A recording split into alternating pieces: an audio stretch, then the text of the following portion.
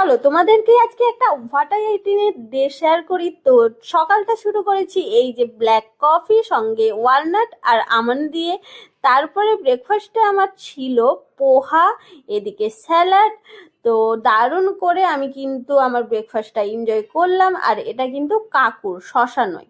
তো তোমরা কে কে জানো অবশ্যই জানিও। তারপর খেয়ে নিয়েছিলাম এই যে একটা লেবু।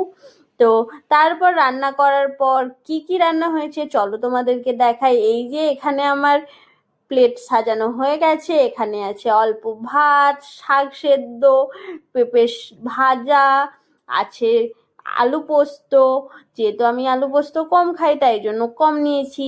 আর এখানে আছে কুমড়োর তরকারি আর পুঁই দিয়ে করা হয়েছে। আর এদিকে আছে শশা, এটা কিন্তু শশা। আর এদিকে আছে ঢ্যাঁড়স আলু দিয়ে মাখা, সেদ্ধ করে লঙ্কা দিয়ে মাখা হয়েছে। তো এটাই আমার আজকের দুপুরের লাঞ্চের থালি। তোমাদের কেমন লাগলো জানিও। আমি লাঞ্চটা করে নিই চলো। আর আমার এই রকম ভিডিও যদি দেখতে চাও অবশ্যই আমাকে সাপোর্ট করো। বাই।